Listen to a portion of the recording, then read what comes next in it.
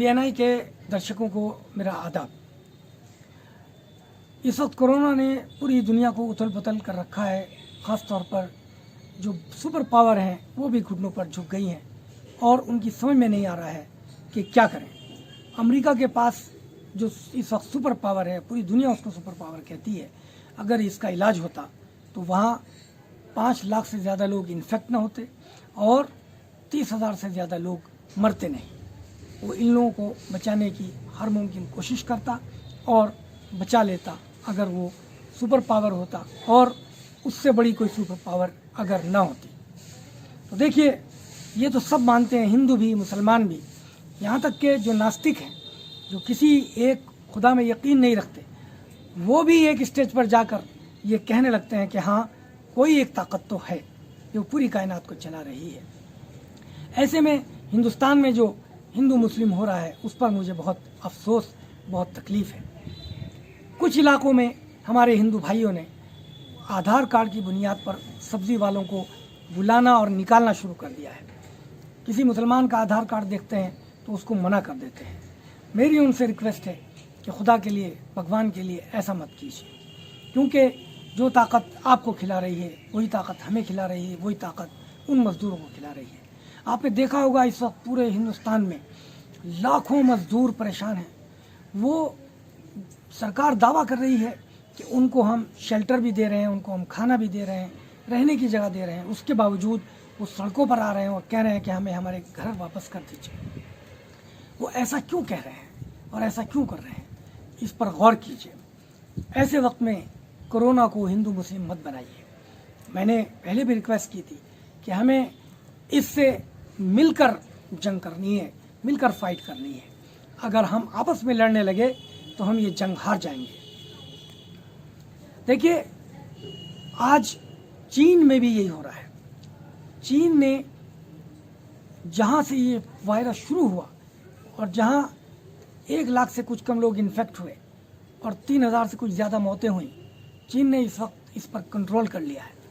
लेकिन वहाँ क्या हो रहा है, वहाँ आज कालों के साथ, जो अफ्रीकन कंट्रीज़ के हैं, उनके साथ यही भेदभाव हो रहा है जो यहाँ हमारे कुछ भाइयों के साथ कर रहे हैं। ये मत कीजिए। वहाँ ये वक्त बड़ा कठिन है। इस कठिन वक्त को आपको और हमें मिलकर काटना है। जो हमारे हिंदू भाई, मैं उनको अपना भाई कहता हूँ, अपना खून कहता हूँ, क्योंकि हम कहीं बाहर से नहीं आए, हम यहीं के थे। जाहिर है कि आप हमारा खून है, हम आपका खून है। ऐसे में अपने खून के साथ ये भेदभाव ना कीजिए। और अगर आपको भेदभाव करना ही है और अगर आप समझते हैं कि भेदभाव करके आप गुजारा कर लेंगे और हमारा भारतवर्ष तरक्की कर जाएगा और हम जी लेंगे और एक दूसरे के बगैर हम ज़िंदगी गुजार लेंगे, तो ज़रा सा इस पर भी गौर कीजिए कि सिप्ला, जो दवा बनाने की सबसे बड़ी कंपनी है इस वक्त हिंदुस्तान में, जो हिंदुस्तान को भी प्रोवाइड करती है दवाएं और हिंदुस्तान के बाहर भी, सिप्ला एक मुसलमान की कंपनी है। तो क्या हम इस बुनियाद पर दवाएं खाना छोड़ देंगे कि मुसलमान बना रहा है, मुसलमान की कंपनी है? इसी तरह एक और कंपनी है लॉकहार्ट, क्या सुना आपने कभी? उसका मालिक भी मुसलमान है। बहुत सारी दवाएं बनाता है, लाइफ सेविंग दवाएं बनाता है। तो क्या इस कंपनी की दवाएं हम और आप सिर्फ इसलिए खाना छोड़ दें कि ये एक पर्टिकुलर कम्युनिटी का आदमी है इसका मालिक? नहीं कर सकते हैं हम ऐसा। इसी तरह अजीम प्रेम जी, प्राइम मिनिस्टर के केयर फंड में सबसे बड़ा चंदा अजीम प्रेम जी ने दिया है। अब क्या हमारे प्रधानमंत्री ने ऐसी कोई बात कही है? नहीं कही। क्या बीजेपी के अध्यक्ष जेपी नड्डा ने ऐसी कोई बात कही है? नहीं कही है। उन्होंने प्राइम मिनिस्टर केयर फंड में अजीम प्रेम जी का सबसे बड़ा चंदा एक्सेप्ट कर लिया है। क्या हमारे प्रधानमंत्री जी ऐसा करें कि उस चंदे को अलग कर दें और उसे, या यूं करें कि उसे जो हमारे हिंदू भाई इन्फेक्टेड हैं उन पर खर्च ना करें? नहीं, हमारे प्रधानमंत्री ऐसा नहीं कर सकते, ना करना चाहिए। तो जब वो नहीं कर सकते ऐसा, आप क्यों कर रहे हैं? मैं अपने हिंदू भाइयों से कहता हूँ, मैं आपसे दरख्वास्त करता हूँ कि ऐसा ना कीजिए। ऐसा करेंगे तो हम ये जंग हार जाएंगे, जो बड़ी मुश्किल जंग है और बहुत कठिन जंग है, जिस जंग से दुनिया का सुपर पावर जीत नहीं सका, बल्कि अभी तक के आंकड़ों से पता चलता है कि वो ये जंग हार गया है। और डोनाल्ड ट्रंप ने खुद कहा है कि 2 लाख मौतों पर अगर मामला जाकर रुक जाए तो ये इस शताब्दी की सबसे बड़ी बात होगी। तो जब अमेरिका का ये हाल है, जो दुनिया में इस वक्त हेल्थ केयर के मामले में पहले नंबर पर है, तो प्रधानमंत्री ने खुद कहा है कि हम विकसित देशों के बराबर नहीं हैं, हमारी हेल्थ केयर उतनी मजबूत नहीं है। तो मैं अपने उन भाइयों से जो इस वक्त हिंदू मुस्लिम के नाम पर आपस में लड़ रहे हैं, आधार कार्ड देखकर सब्जी बेचने वाले को आने और ना आने दे रहे हैं, उनसे मैं हाथ जोड़कर रिक्वेस्ट करता हूँ, विनती करता हूँ कि ऐसा ना करें। प्राइम मिनिस्टर ने ऐसा नहीं किया, ना कहा, तो आप अगर ऐसा कर रहे हैं तो आप प्राइम मिनिस्टर के हाथ कमज़ोर कर रहे हैं, आप प्राइम मिनिस्टर के ख़िलाफ़ काम कर रहे हैं। इस वक्त हमें अपनी हुकूमत के साथ मिलकर चलना है। एक बात मैं अपने मुसलमानों से भी कहना चाहता हूँ, रमज़ान आने वाला है, रमज़ान सर पर है। रमज़ान में मुसलमान बड़े एहतमाम के साथ, पूरी तैयारी के साथ मस्जिदों में नमाज़ पढ़ते हैं, तरावी पढ़ते हैं, एक्स्ट्रा कुछ नमाज़ें होती हैं, कुरान पढ़ते और पढ़ाते हैं, सुनाते हैं। ये बहुत बड़ा एक मौका होता है हमारे लिए। लेकिन देखिए, मैं गांव-गांव के मुसलमानों से दरख्वास्त करता हूं, जिन तक ये बात नहीं पहुंची, और आप लोगों से भी दरख्वास्त करता हूं कि गांव-गांव के एक-एक मुसलमान तक ये बात पहुंचा दें, क्योंकि वो परेशान है और उन्हें अभी तक पता नहीं चला है कि उनके उलमा, उनके क्लेरिक्स, उनके विद्वानों ने क्या कहा है।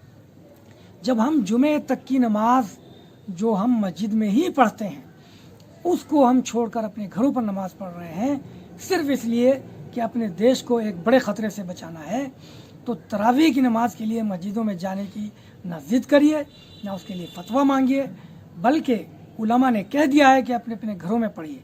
और घर में भी किस तरह पढ़िए, मैं पिछली वीडियो में आपसे दरख्वास्त कर चुका हूँ कि किसी बाहर के आदमी को मत बुलाइए, अपनी छतों पर सिर्फ घर के लोग खड़े हों, थोड़े फासले से खड़े हों, और जो कुछ आपको कुरान में से याद है, जो भी सूरतें याद हैं, वो पढ़िए, अल्लाह ताला उसको कबूल करेगा।